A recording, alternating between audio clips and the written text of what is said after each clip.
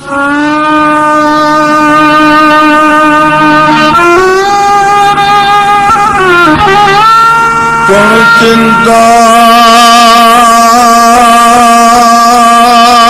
ચિંતા મારી ચિંતા વિઘન વિનાશની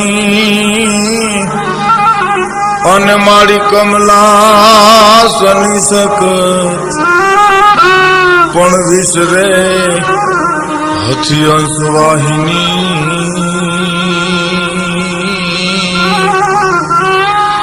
એ માતા દુર્ગા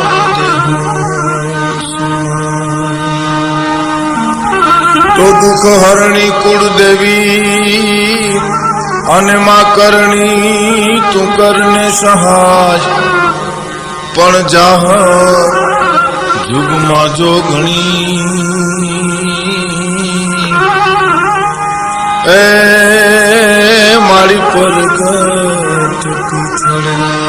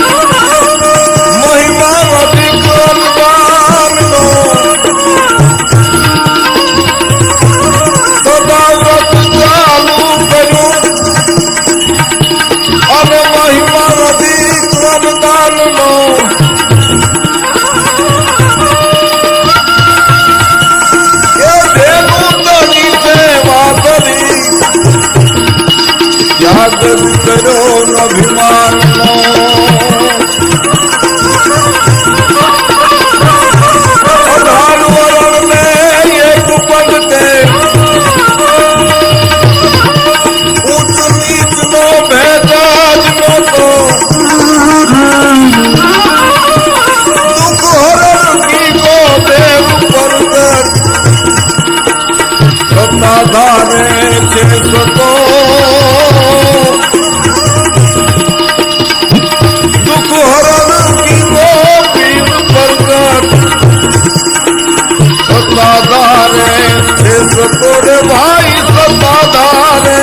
સતો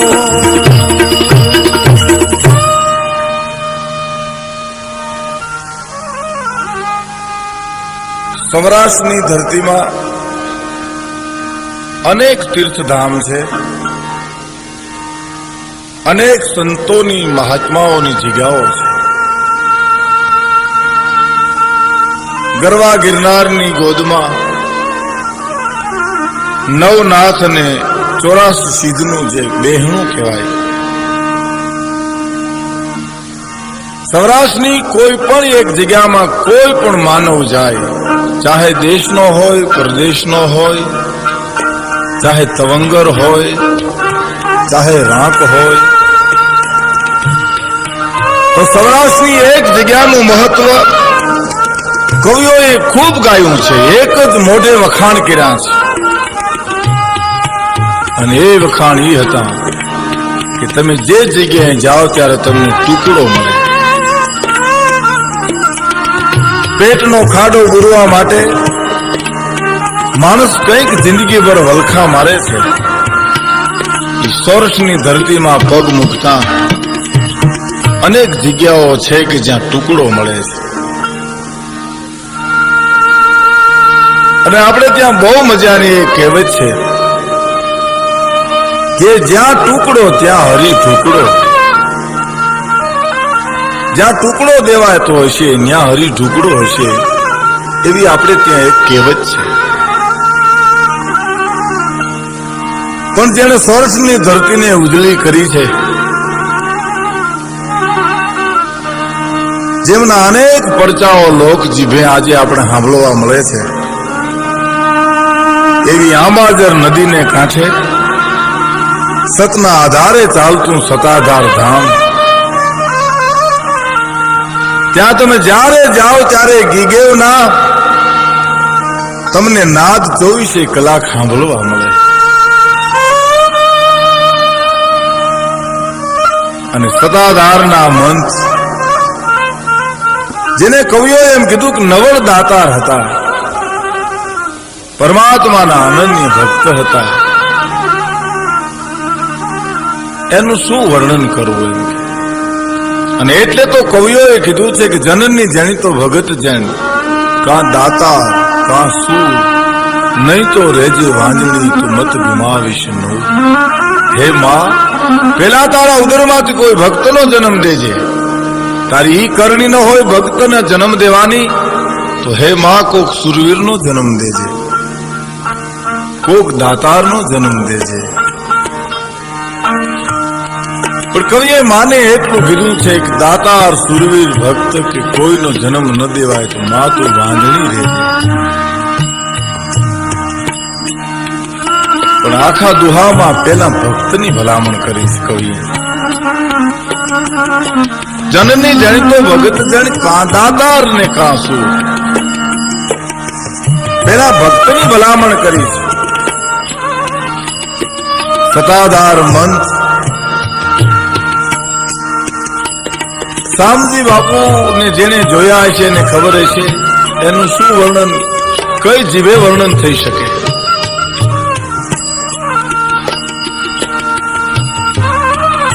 આઠો પોર જેને આનંદ હતો, સતાધારની ગાદી ઉપર જ્યાં સુધી જીવા ત્યાં સુધી હર ભજવું હક બોલવું દોનો બાતા વલ. ઈ નર ને ઉતરે ની કદી આઠો પોર મર.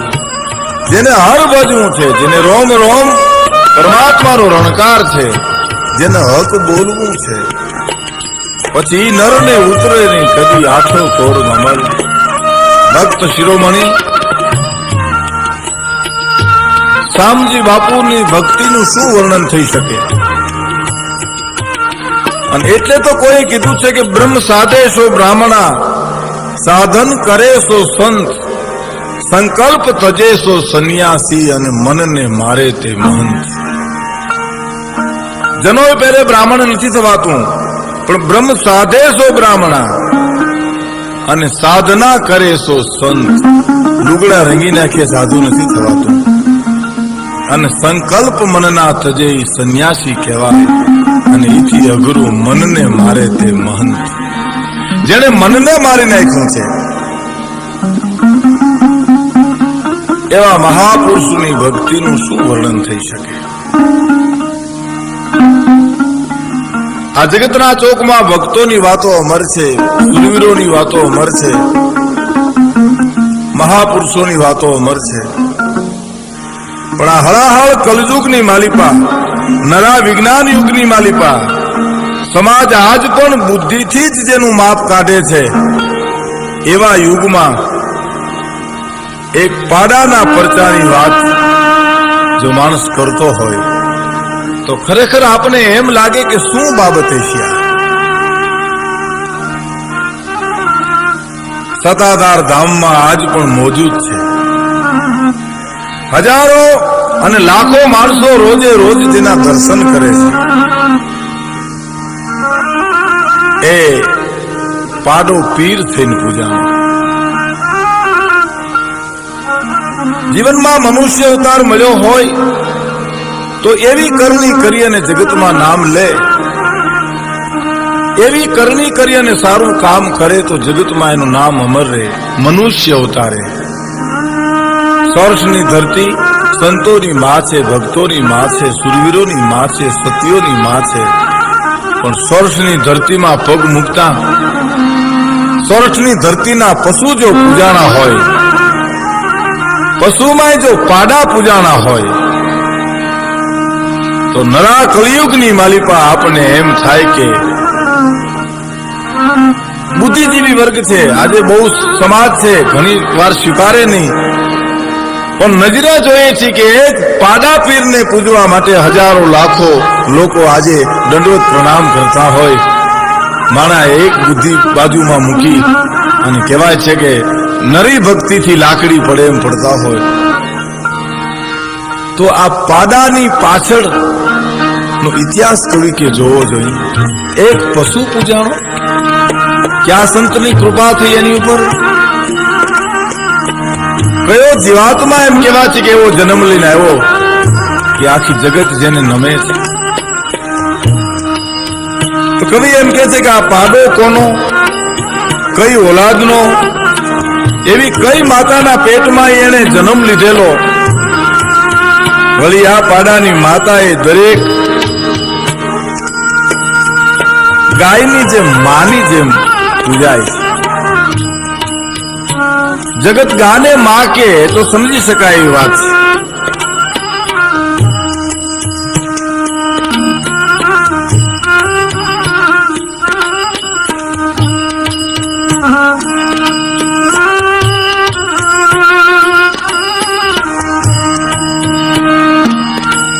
કાળે કરી અને શરીર છૂટી જાય તો એને સમાધિ અપાય અને એના વંશની ભેંસનું દૂધ સમાધિ મંદિરે ચડે છે અને એનું દરેકે દરેક માણસ ચરણામૃત લે છે. ગાયને દુનિયા માં કે એ સમજી શકાય એ વાત છે, પણ ભેંસને માં કે એનું શું કારણ? કહેવાય છે કે બહુ સારી વાત જાણવા જેવી છે. કવિએ ઊંડાણમાં ઉતરી અને પ્રસંગને મેળવ્યા છે. જગત સ્વીકારે ત્યારે સમજી લેવાનું તેની પાછળ નરું સત્ય પડ્યું છે, નકર આ જગતનો બોલો સમાજ એને સ્વીકારે નહીં. પણ આ વાત જાણવા જેવી છે, આ વાત માણવા જેવી છે કે એક પાડા પીર તરીકે પૂજાણા પછી એનો ભૂતકાળ કેવો છે, એનો ઇતિહાસ કેવો છે.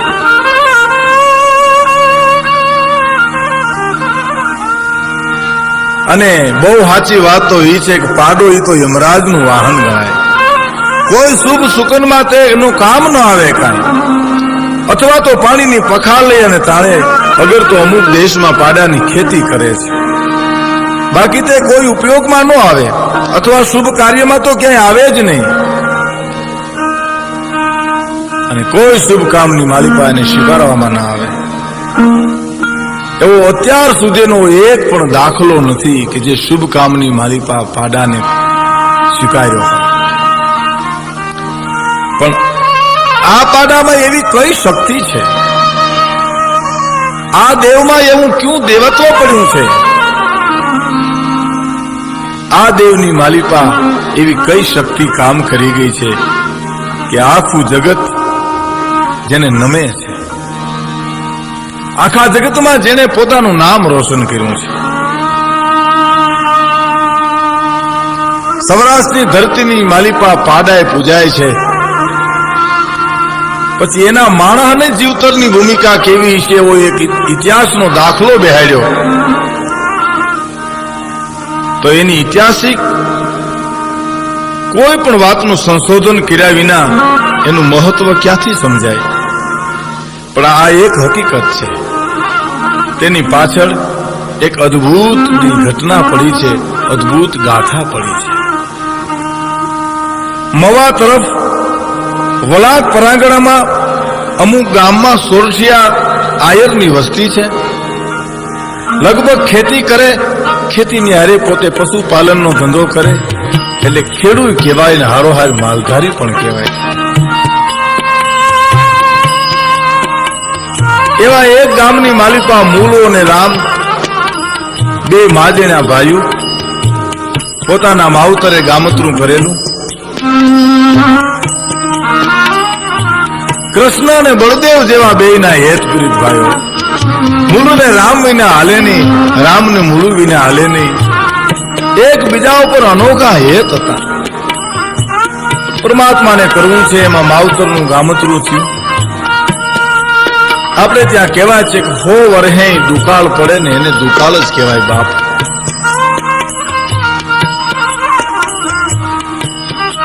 ઘરમાં ભંડાર અભરે ભર્યો છે, ભગવાનની કૃપા છે, ભગવાનના તારે હાથ છે માથે,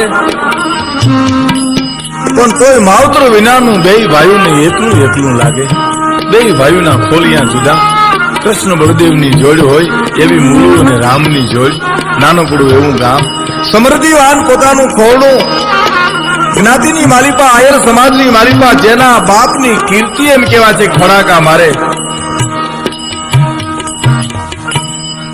પણ તોય મા બાપ વિનાનું એને ઓછું લાગતું હતું. ખેતી કરી આવે, ઓરડાની માલિપા હામ હામા ભાઈ, એક ભાઈને હામે મીટ માને, મા યાદ આવે, એક ખૂણેથી બાપ યાદ આવે. પણ બન્યું એવું કે બે જયારે હરખી ઉંમર ના લાગે ને, ઘરમાં રોટલા ઘરે હું કોઈ નમરે. મૂળું તો જયારે ઘોડિયામાં હતો ત્યાંથી બાપે હક પણ કરેલું, નાનપણમાં લગ્ન કરેલા, પણ હવે તો કઈના જુવાન થઈ એટલે મૂળું ને ઘરેથી બાઈ હોનબાઈ નું આણું વારી અને ઘીરે તેડી આવ્યા. પણ હોનબાઈ જ્યાં ઘેરે આવ્યા, લક્ષ્મીએ જેમ પગ મૂક્યો હોય, લક્ષ્મીમાં લક્ષ્મી ભળી, સોનામાં સુગંધ ભળી. એક તો નીતિનું ધન હતું, ધર્મનું ધન હતું. જે કુટુંબની માલિપા સંપ હતો, જે કુટુંબની માલિપા નીતિ હતી, એમાં એક સોનબાઈ નામની આયરાની પવિત્ર સ્ત્રીનું પગલું મનાણું. પણ ઘરમાં પગ મૂકતા તો આખું ઘર ભર્યું ભર્યું મીઠું લાગવા. પોતાના માલઢોર ચારે, ઘરના કામ કરે, પતિને પરમેશ્વર માને, પોતાના નાના દેરને રામને તો માજીનો ભાઈ ગણે. રામને હોનબાઈમાં મા દેખાય, મોટા ભાઈની વહુ એટલે મા બરોબર ગણે. રામને તો હવે એમ થઈ ગયું કે મારી મા મરી જ નથી, મારી મા તો ઘરમાં છે. પોતાના દેરને દીકરાની જેમ રાખે, ભાઈની જેમ રાખે. આખું ગામ વખાણ કરે કહો, જેથી પરમાત્મા નવરો હશે તેથી આ હોનબાઈનું ઘડતર ઘડ્યું હશે. રૂપે એવા, ગુણે એવા. નાનકડા એવા ગામડાની માલિપા, હોનબાઈની ઉંમર નાની, પણ વૃદ્ધ બાયુ જેની સલાહ લેવા આવે એવું એનું જીવન અમીરાત ભર્યું હતું.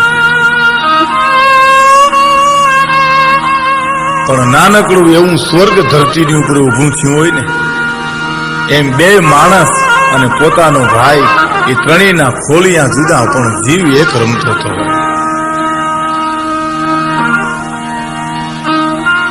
મૂળું ને હારે પોતે બાઈ ખેતી કામ કરવામાં મદદ કરે.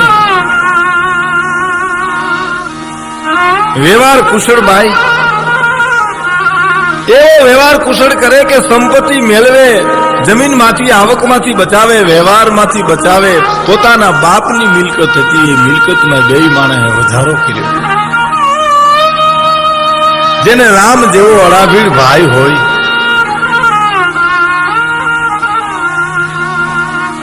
સોનબાઈ રામને જમાડવા બેહે ને ત્યારે માં જેમ દીકરાને ખવડાવે એમ ખવડાવે, જરાય ઉણુક લાગે નહીં. રામની માં મરી ગઈ છે એને ઓછું ન આવે, પોતે ભોજાય મટી અને માં બની જાય. આવું હેત પ્રીત સ્વર્ગથી સોહામણું સુખ ભગવાન જાણે પરમાત્માને મંજૂર નહીં હોય કે ગમે ઈ હોય.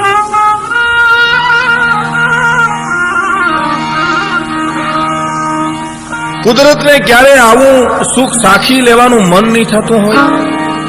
પછી વિધિની કઈ વિઘ્ન સંતોષી પ્રકૃતિ કામ કરતી હોય.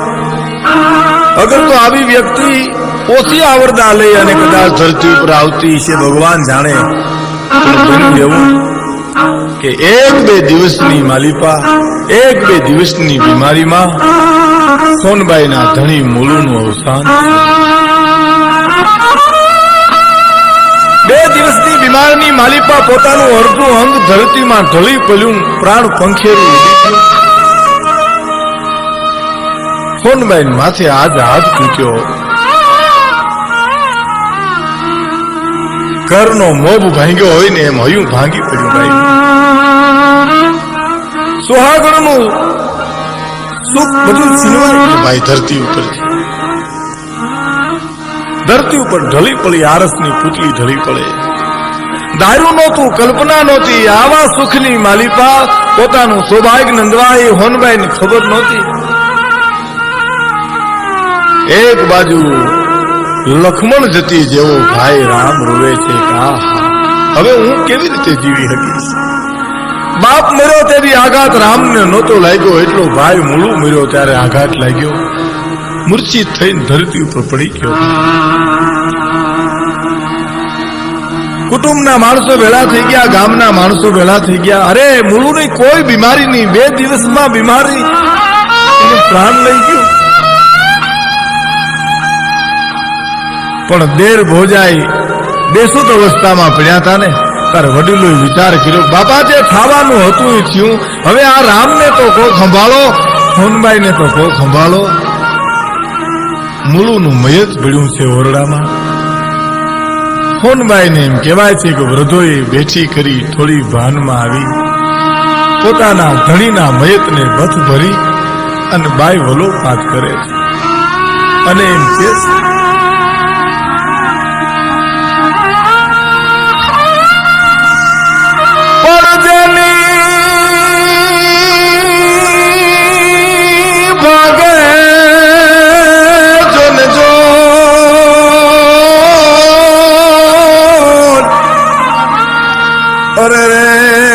પછી એને માયામાં મીઠપ નહીં. પછી કાગા વાતું કરો. અરે રે મારા પનને હક નો પાલવે, પણ કાગા વાતું આજ કરો. અરે રે મારા પનને હક નો પાલવે. જેની ભાગે જોઈ ભાઈ અને પછી માયામાં મીઠપ નહીં. પછી કાગા અને વાતું ક્રોડ હવે મારા પનને હક નો પાલવે. જેની ખાતર મારું જીવતર મીઠું હતું એ મારું અડધું અંગ વયું જાતા, હવે મને માયામાં મીઠપ ક્યાંથી લાગે. બાપ બાઈ પોતાના ધણીને વળગી પડી છે. વૃદ્ધો સમજાવે બાપ હવે માં જીવ નથી, મૂકી દે, મરે નહીં મળે. પણ તોય વાત હોનબાઈ પોતાના હૈયાને એમ કે છે કે કાદવના કટકા અરે રે ઈ તો નિર્વીણ નો ખાથિયા પણ ફટરે એ હૈયા. અરે રે મારા મારો સાજણ જાતા સાજારિયા કાદવના કટકા કે નીરવીણ નોખા છે. પ્રીત તો એનું નામ કહેવાય હૈયા, પ્રીત તો એનું નામ કહેવાય પાણી હુકાતા કાદવના એમ કહેવાય છે કટકા થઈ જાય. પણ ફટરે ખોજારા હૈયા આજ મારો સાજણ જાતા સાજારિયા. બાઈ પોતાને ઠપકા દઈ દઈ ઝાડવા રોવરાવે થયો. હોનબાઈ નું રોણું એમ કહેવાય છે કે પુરુષોથી સંભળાતું નથી, સ્ત્રીઓથી સંભળાતું નથી. કુમળી કલી જેવી આજ બાઈ પોતાના હાથનો ચૂડલો ભાંગે છે. ગામની માલિપા કારો કરેરાટ થઈ ગયો. દસે દિશાએથી જેમ રોણું સંભળાતું હોય એમ ઓરડામાં બેઠી બેઠી આજ હોનબાઈ પોતાના ધણીને યાદ કરી કરી અને હૈયા ઠાલવે છે. બાપુ પોતાના ધણીને જ્યારે નનામીમાં બાંધી અને જ્યારે જાગુ હાલતા થયા ત્યારે ગાંડી સોટે એમ છૂટી પડ્યો. બાપા રેવા દો, એને મૂકી દો, એને લઈ જાઓ માં. જેમ બેબાકલી ગાંડી જેમ હળી કાઢે એમ હોનબાઈ પોતાના ધણીના નનામીની વાહે હળી કાઢે. જાડવા રોવે. મરદ જેવા મરદ મુછાળા હતા ને એને હૈયા ભરાઈ ગયા. એને કોઈની હિંમત નો હાલિકા બાઈને છાની કેમ રાખવી. એક બાજુ પોતાનો ભાઈ બેભાન હાલતમાં પીડ્યો છે. રામ નનામી નીકળી દાગુ મૂલુને બાળવા માટે સ્મશાનમાં ગયા. હોનબાઈને વીતી બાયુ આજ વિહકનો ઘેરો બેઠી છે. કોઈ સમજાવે છે કે બેન છાની રે બાપ થવાનું હતું થઈ ગયું. મર્યા પાછા મળે નહીં. કદાચ એની વાહે મરી જાય તો હું બાપ ઈ મોઢું નહીં ભાળીએ આપણે. કોઈ દાખલા દે, કોઈ દ્રષ્ટાંત દે, કોઈ એવી દલીલો કરી બાઈને જેમ બને એમ શાંતિ મળે એમ હોનબાઈને છાની રાખે છે. રામને પુરુષો એમ કહે છે કે બાપ હવે તું છાનો રે. અમને આઘાત લાગે છે તો તારો તો માજણો મૂળું જેવો ભાઈ હતો બાપ, તને કેમ આઘાત ન લાગે? રામને છાનો રાખે આમ હોનબાઈને છાની રાખે. કોઈ વળી એમ કે દાખલા દે બાપા ફલાણાને જોયું નહીં દુઃખ, અને વાતે બહુ સાચી છે. આપણા વડીલો એવા રિવાજો રાખ્યા છે કે જે રિવાજોની પાછળ અદભુત કારણો પીડ્યા હોય. કારણ વિનાનું કાંઈ હોતું નથી. એમ કે ધીરે ધીરે ધીરે દાખલા દઈ ઈથી દુખિયાઓને યાદ કરી કરી હોનબાઈ થી વધારે દુખી બાઈ હોય એને યાદ કરી કરી કરી અને એને એકબીજા આશ્વાસન આપે છે. અને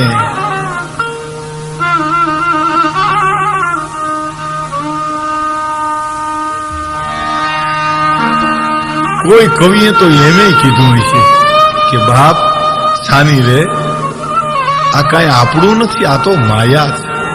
કારણ કે આ પંખીડાનો એ મેળો રે, આ બેઠો એક ઝાડ માટે ઘડી ભરમાં તમે કોઈ કરશો મારે કલેશ. હવે મીઠું જોલું એ લેજો રે, તા તો હમણાં હુરજવું છે. બાપા આ તો પંખીનો મેળો છે. ઓવારના લાકડા ભેળા થયાથી અંજલ પાણી જયારે ખૂટી જાય ત્યારે માણસને વયું જવું છે. આવો કોઈ સાહિત્યના દાખલા દે છે, કોઈ દુઃખના દાખલા દે છે અને બાઈને કંઈક આશ્વાસન વળે છે કે હા ધરતી ઉપર દુઃખ તો આવે, સુખ આવે એમ દુઃખ આવે. હવે હરેરી ન જવાય, કંઈક હિંમત રાખવી જોઈએ. ધીરે ધીરે ધીરે ધીરે રામના હોનબાઈના દુઃખ ઓછા થાય છે.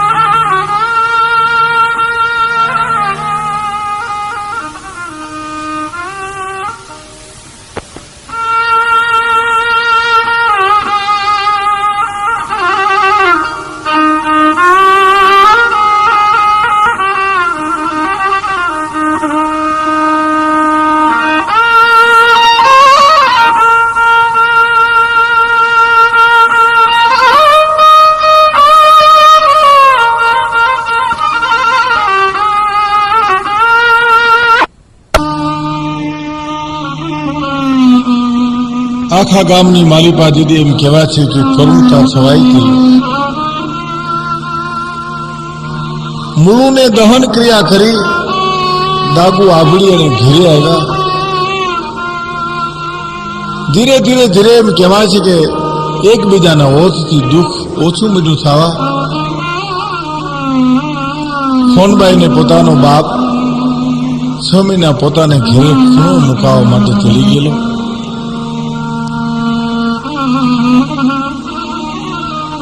છ મહિના પછી સોનબાઈ પોતાના હાહરવેલમાં પાછી આવી. પણ ધીરે ધીરે એવી થોડીક વાતો સંભળાણી. પિયરની માલિપા એમ જો દીકરી નાની છે, સંતાન છે નહીં કાંઈ, બીજે ક્યાંક સંબંધ કરીએ તો.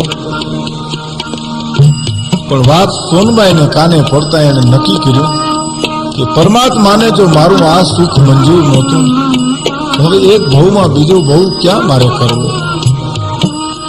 ઈશ્વરને મને સુખી કર્યું હોત તો મારું ઘરું બાદરું ઘર શું કામ વેચી નાખે?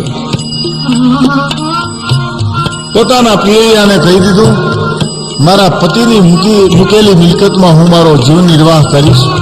મારે એક ભવમાં બીજો ભવ કરવો નથી. ભગવાનનું ભજન કરી મારું જીવન ગુજારીશ. પણ વડીલોએ એક નક્કી કર્યું. ધીરે ધીરે ધીરે વડીલોને વિચાર આવ્યો કે સોનબાઈને બીજે ઘરે ન જવું હોય તો એક રસ્તો છે, અને એ રસ્તો એ છે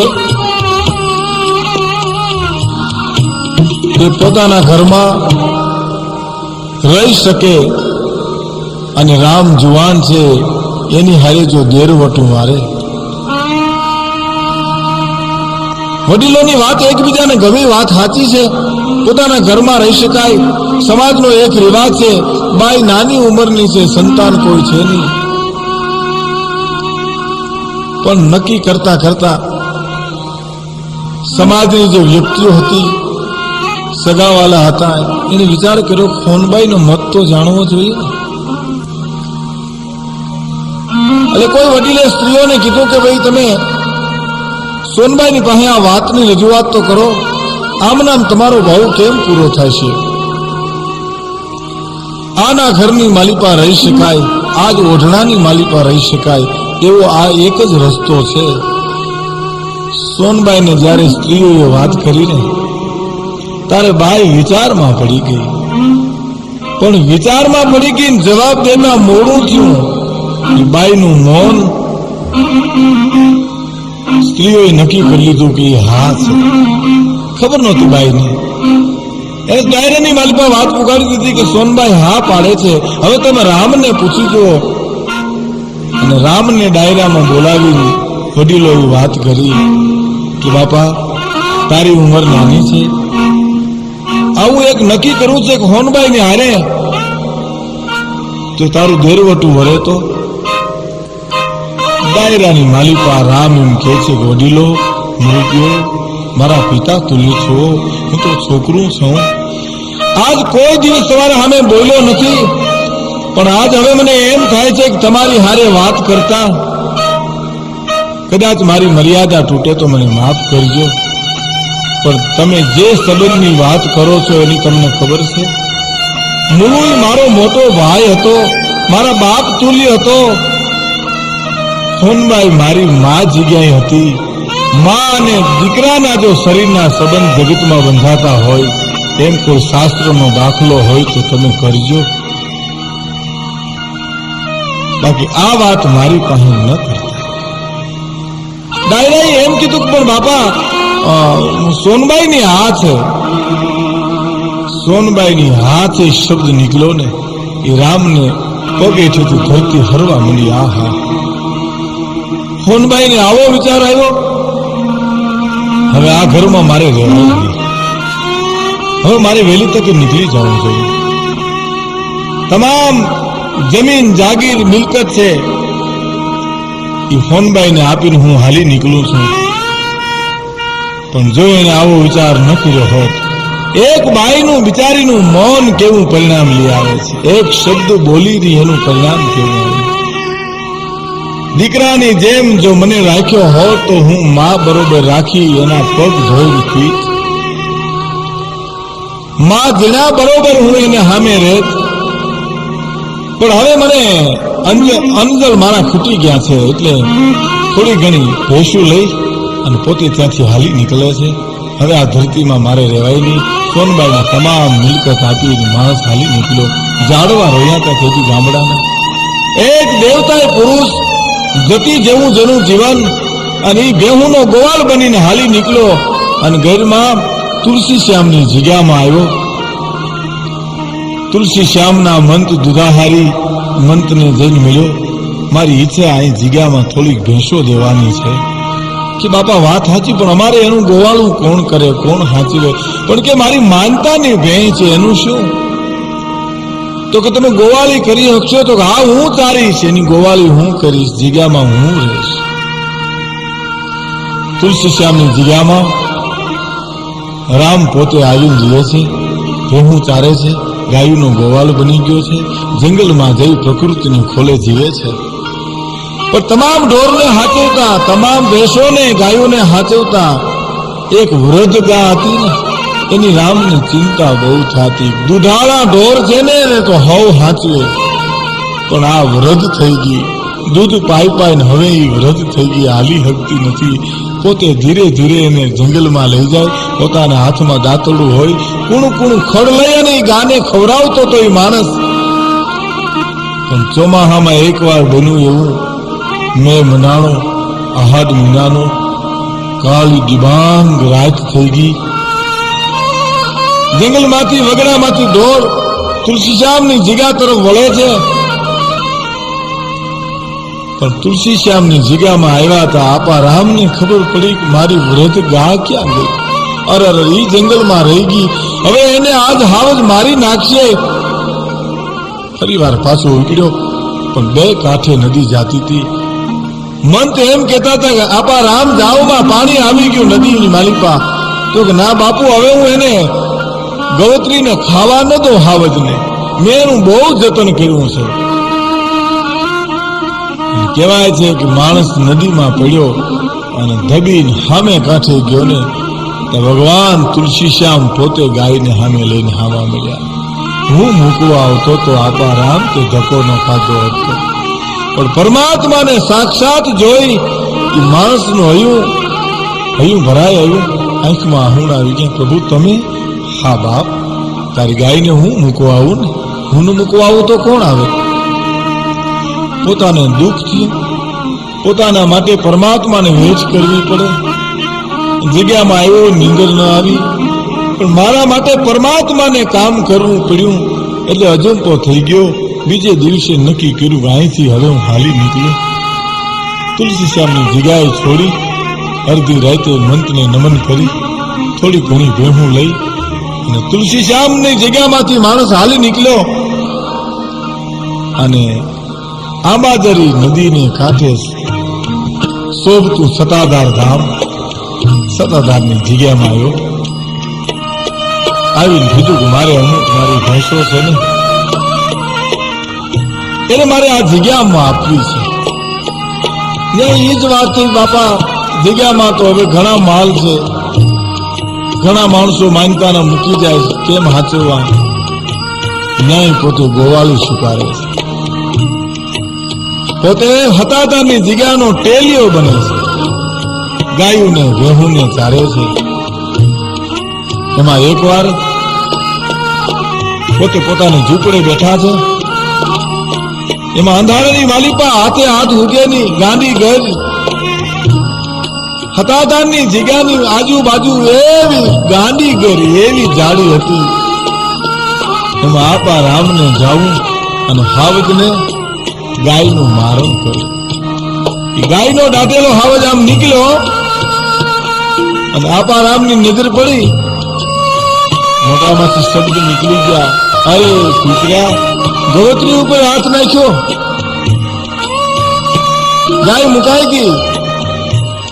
પણ ઘોરેડાથી નાખી મોઢું ઉગડ્યું, પણ કહેવાય છે કે એ મોઢું પાછું બંધ નથી. હાવજું ઉગાડું મોઢું એમને પાણી પાણી ખાધા પીધા વિનાનો કહેવાય છે ગાંગરી ગાંગરી મરી ગયો.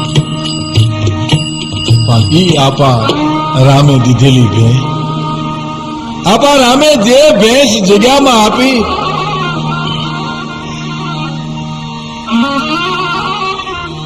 જે ભેહું આપી એમાંની એક ભેંસ જે ભોજ જાતની હતી, ભોજ જાતિની હતી, ભોજ કુળની હતી.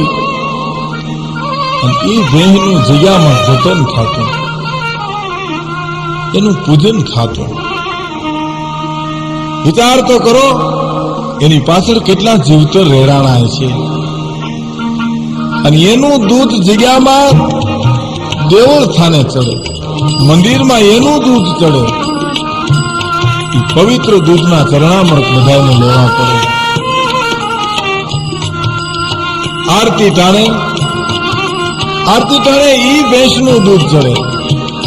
ભોજ કુળની જે ભેંસ હતી ને એનું દૂધ સમાધિએ ચડતું હતું.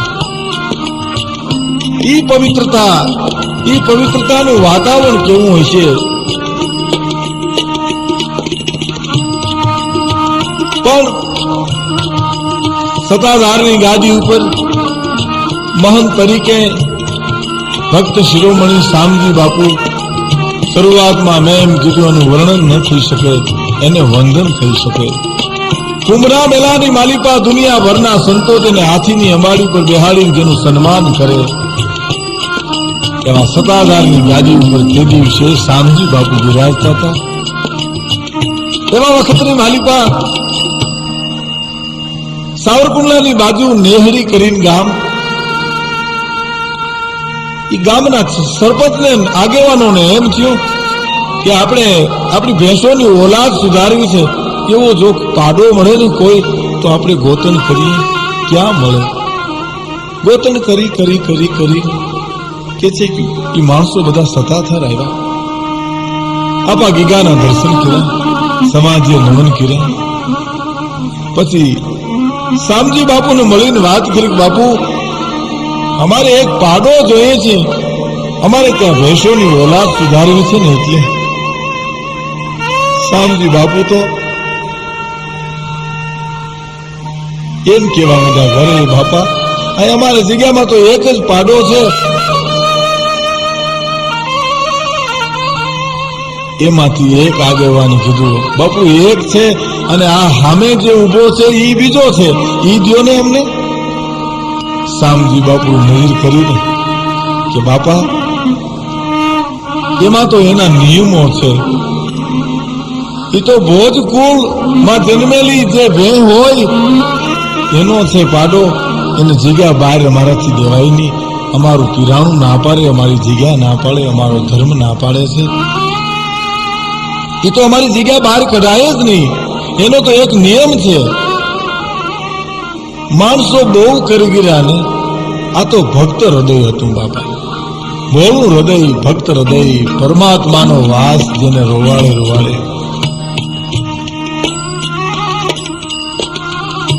બધા બહુ કરવા મીંડ્યા, બાપુ આ આપો અમને, આને અમે લઈ જઈએ. શામજી બાપુ નું હૃદય દ્રવી ગયું. બધા માણસો કહેવા મીડ્યા એટલે એને કીધું કે તો બાપા આપવું પણ એક શરતે. આની શરતો ઘણી છે. ભોળા હૃદયના સંત કહે છે કે આની ઘણી શરત છે. દીકરાના તોલનો હાચવો, એક દીકરાને માવતર હાચવે એમ જો હાચવો તો, અને જેથી તમારાથી પળે નહીં તેથી આ જગ્યામાં મૂકી જજો, પણ ક્યાંય વેચશો માં મહેરબાની કરી. આવી જો શરત હોય ને તો લઈ જાઓ. અને કહેવાય છે કે માણસો એ કબૂલ્યું, કારણ કે એ નેહડીનો ઈ હમીર કોળીએ કબૂલાત કરી કે હું હાચવીશ. અને નેહડી લઈ ગયા અને ખરેખર હમીર કોળીએ દીકરાના તોલનો ઈ પાડાને હાચવો ભાઈઓ. 5-5 વર્ષના વાણા વાઈ ગયેલા. ઈશ્વરને કરવું છે. એ હમીર કોળીનું અવસાન થયું. પંચાયતની માલિપાએ એમ કહેવાય છે કે બીજા સભ્યો આવ્યા, એને ખબર નહોતી શું નિયમો એથી આ પાડાને આપણે અહીં લેવા છીએ.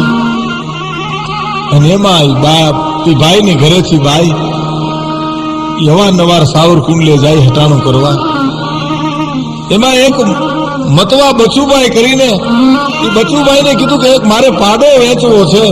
એને કીધું તો હવે મારે લેવો છે. સાવરકુંડલામાં જઈને બાઈ બચુભાઈને 500 રૂપિયામાં પાડો વેચી નાખ્યો. અને એ માણસે જે 500 રૂપિયામાં જે પાડો લીધો એ માણસે 5000 મુંબઈ કોઈ કસાઈને વેચી નાખ્યો. અને એ દેવતાએ પાડો મુંબઈ કહાઈ વાળો ગયો, કતલખાને ગયો. બીજે દિવસે કસાએ એની કતલ કરવાની હતી ને, એટલે એક જ ગમાનમાં બધા પાડાને હારે બાંધી બીજા ઢોરે બાંધ્યા હતા. નિરણ નાખી એટલે મૂંગા પહુ ધીરે ધીરે નિરણ મીંડા ખાવા. પોતાને ભૂખ તો બહુ હતી, પણ એને એમ થયું, એને ક્યાં બિચારાને ખબર હતી કે અમારે માથે કાળની કરવત મંડાઈ ગઈ છે. કાળની કરવત અમારે માથે મંડાણી છે એ ખબર નહોતી. આ તો ઇલેક્ટ્રિક સાધનોનો જમાનો, અને ઇલેક્ટ્રિક સાધનોથી જેની કતલ કરવાની હતી. કસાઈએ નોકરને ઈશારો કર્યો, એ બરાબર પશુ ગોઠવાઈ ગયા. દેવતાએ પાડો ગોઠવાનો ઈશારો કરવામાં આવ્યો અને નોકરે બટન દાબ્યું. એ બટન દાબતા કરવત 6 ઇંચ જેટલી જ નીચે આવી. પણ તા તો કુદરતી રીતે એવી મજબૂતી એની પ્લેટ તૂટી ગઈ. એની પ્લેટના ટુકડા થઈ ગયા. કસાય હતો ને અચંબામાં પડી ગયો. આહા, આ પ્લેટ કોઈથી તૂટે નહીં, શું કામ તૂટી છે? વિચાર તો થઈ ગયો, પણ એને એમ થયું કે કદાચ બધા યંત્રો છે, કોની ખબર પડે. તાત્કાલિક બીજી પ્લેટ મગાવી, બીજી પ્લેટ નાખી, અખતરો કર્યો. અખતરા ખાતર બરાબર નીચે આવી. પણ પશુની ઉપર જયારે મનાણી અને બટન દાબવામાં આવ્યું, પણ બીજી વાર તો એવી રીતની પ્લેટ તૂટી કે જે કસાઈના 2 પગને ભાંગી, 2 પગને કાપી, અને એ પ્લેટના ટુકડા છેટે જઈને પીડ્યા. 2 પગ કપાયા. હાહાકાર મચી ગયો. શું થયું? કોઈ ચમત્કાર સર્જાણો એમ લાગ્યું માણસોને. તાત્કાલિક દવાખાને લઈ ગયા. ઘણા ખર્ચામાં એ માણસ ઉતરી ગયો. હોસ્પિટલની માલિપા એમ કહેવા છે કે હગા વાલા બધા હતા, પણ રાતને ટાણે એની પોતાની પત્ની દીકરો જયારે એની પાસે હોતા હતા ને, એ અડધીક રાતનું ટાણું ભાંગ્યું ભાઈ. અને દીકરાને એક ભયંકર સ્વપ્ન આવ્યું. અને એ સ્વપ્નાની માલિપા એક ઓલિયો પુરુષ દેખાણો. વિકરાળ એનો ચહેરો હતો, ક્રોધ એના ચહેરા ઉપર હતો. જે ચહેરાની માલિપા અમીરાત હોય એ આજ ક્રોધ તો કારણ કે ન્યા જઈને ઓલિયો એમ કહેવા ગયો તો કે પાડો મારી જગ્યાનો, એનો તમે વાળ વાંકો નહીં કરી શકો. કારણ કે મારી જગ્યાનો પાડો છે. દીકરાના સ્વપ્નાની માલિપા એમ કહેવાય છે કે ઓલિયા પુરુષે દર્શન દીધા અને એટલું કીધું, તાત્કાલિક આને સત્તાધારની જગ્યા ભેળો કરો, નહીં તો તમારા કુળનું નિકંદન નીકળી જશે. આ શબ્દ દીકરાએ સાંભળ્યા.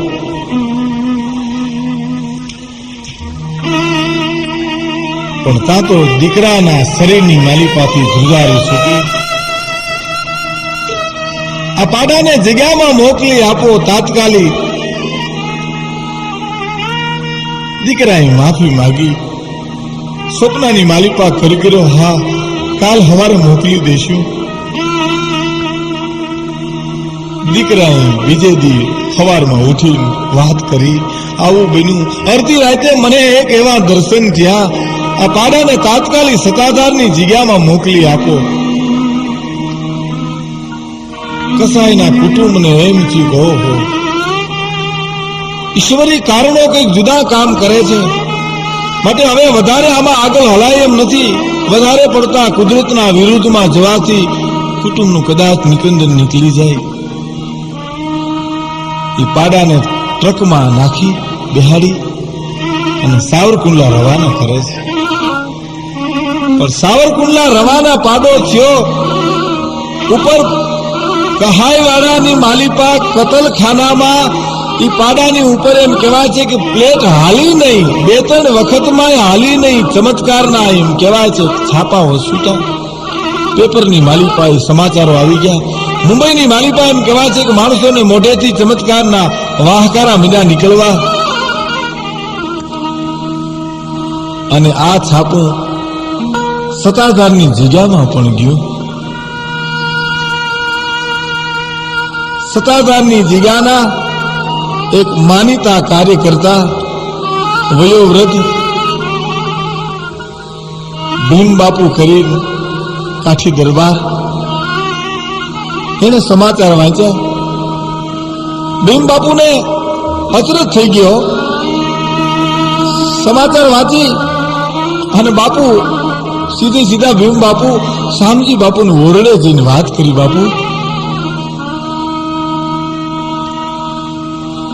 બાપુને વાત કરી, બાપુ આમ આપણે ક્યાંય પાડો દીધેલો ખરો આપણી જગ્યામાંથી?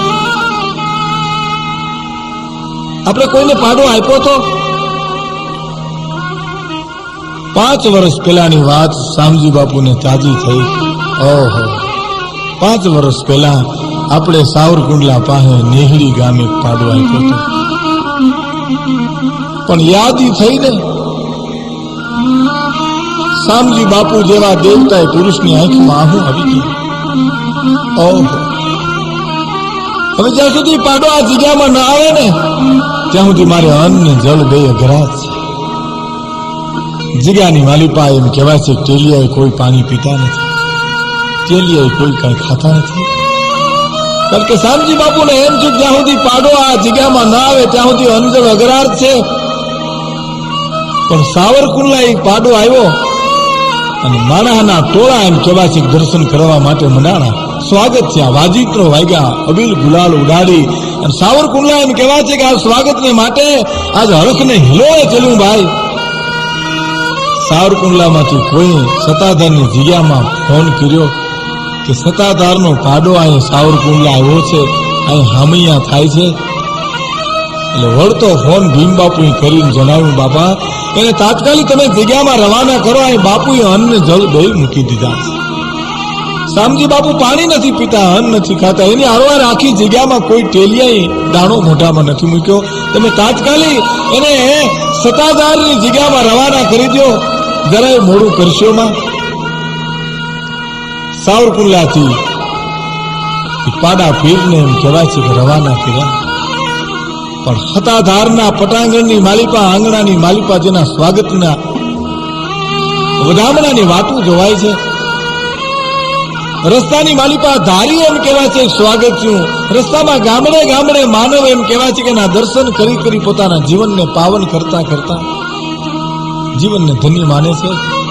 વિસાવદર થઈ અને સત્તાધારને આંગણે જ્યાં ટ્રક આવ્યો, પણ ટ્રક આવતાની હારે પાટિયું ખોલ્યું, એની મેલે પાડા આપી એમ કહેવાય છે હલવે કરે પોતાની મેલે ઉતરી જગ્યાને પછવાડે જે શામજી બાપુ બિરાજતા ત્યાં જાય છે. માણસની મેદની અચરજ પામે છે, ઓહો આ ક્યાં જાય છે? શામજી બાપુ બેઠેલા ત્યાં જઈ અને ઋષિને જેમ નમન કરે પાડા પીર નમન કરે છે. 3 વાર માથું નમાવી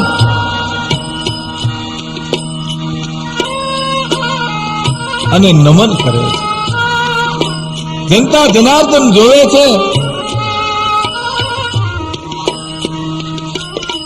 એમ પોતે નમન કરે છે. નમન કર્યા બાદ આરતીનું ટાણું થયું.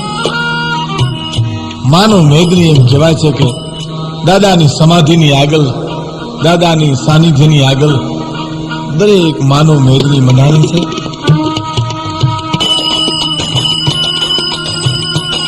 આરતીની તૈયારી થઈ છે.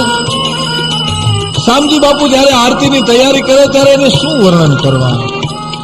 અમે તો નજરે જોયું છે, નજરે જોયેલાને ખબર છે કે એ આરતી બાપુ કરતા હોય અને અગ્નિ એમ કહેવા છે કે શરીરને ભરડો લઈ જાય. આવી આરતીની તૈયારી થાય, એક જ કેડી હાલી શકાય એવી, બે બાજુ માનવ મેદની, બે બાજુ સ્ત્રી પુરુષો બેઠા છે, નાની એવી કેડી આરતીની તૈયારી થતા પહેલા એ પાડા પીર જ્યાં હતા ત્યાંથી હાલી અને કેડીએ સીધે સીધા ગયા આપણા ગીગાની સમાધિના આગળ જઈ પગથિયા ચડી અંદર ગયા. અંદર જઈ અને આપા ગીગાને નમન કરે છે. જનતા જનાર્દન જોવે એમ માથું 3 વખત નમાવે છે. પણ પછી ટેલિયાઓને એમ કે આ તો મંદિરનો આરસપાણ છે, આમાંથી કદાચ પગ લથડે અને પડે, અંગ ભંગ થાય, એટલે પોતે હાચવી હળવેકથી એમને ઉતારી અને કહેવા છે કે કેડીએથી બહાર નીકળે છે અને પછી સતાધારની આરતી શરૂ થાય છે. પણ સતાધારની આરતી એટલે જીવનનો અણમોલ લાવો છે ભાઈ. આજની ઘડી સુધી સતાધાર દર્શન કરવા જાય બધાય, પણ માણસ એકબીજાને પૂછે કે ભાઈ તમે સતાધાર ગયા હતા? તો કે હા, આરતીના દર્શન કર્યા. શામજી બાપુએ આરતી ઉતારી. આરતી ઉતાર્યા પછી એમ કહેવાય છે કે લોબાન લઈ અને કોઈને ભૂત વળગ્યું હોય, કોઈને પલિત વળગ્યું હોય, કોઈ દુખી હોય, કોઈ અભ્યાગત હોય, કોઈને બિચારા છાયા ભેદ હોય, એ આવે દાદાના સાનિધ્યની માલિપા અને રાડો નાખતો એ ભૂત પલિત ભાગી જાય અને સાંભળીએ એમ પોકાર કરે, હું જાઉં છું, હું જાઉં છું, હું જાઉં છું. એવા દેવતા એ પાડાપીરના દર્શન આજની ઘડી સુધી માનવ મેદની એ હતાધાર જઈને કરે છે અને દર્શન કરી અને જીવનને પવિત્ર બનાવે છે. સ્વર્ગસ્થ શામજી બાપુ સ્વર્ગે સિધાયા. સૌરાષ્ટ્રના એક ભક્ત સમાજની માલિપા જબરજસ્ત ખોટ પૂરી પડી. એ ખોટ કેમ પૂરા હે એમ હતું, પણ જીવરાજ બાપુ આવ્યા. ઓહો, હતાધારની ગાદી જેમ હવાઈ થાતી જાય ને એમ શામજી બાપુના વિરોધને હવાયું કરી બતાવ્યું ભાઈ.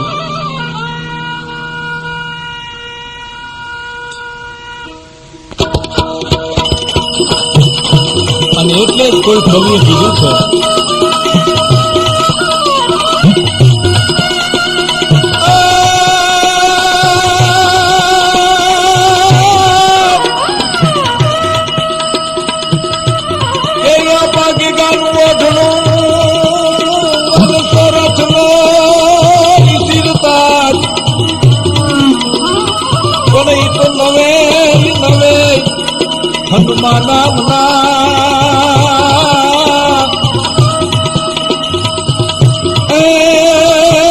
તમારી જાહેર છે જીવરા.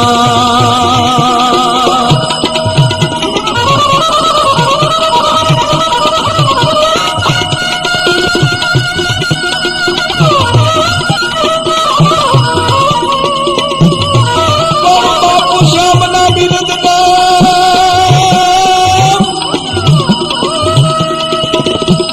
શ્યામના બિરદ ને અને તમે ઉજાલા તો નહીં યાદ, પણ સવાજ શાખા મેળવી.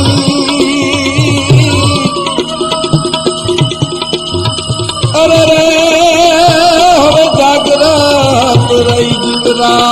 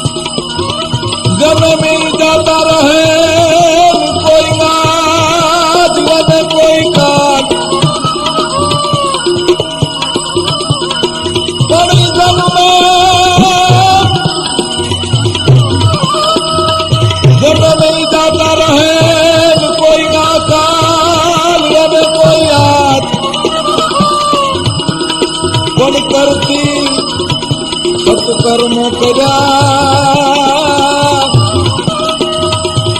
એ તમે જીવનમાં જીવરાજ પણ સત્કર્મ કરતી સત્કર્મ કર્યા અરે રે તમે જીવનમાં જીવરાજ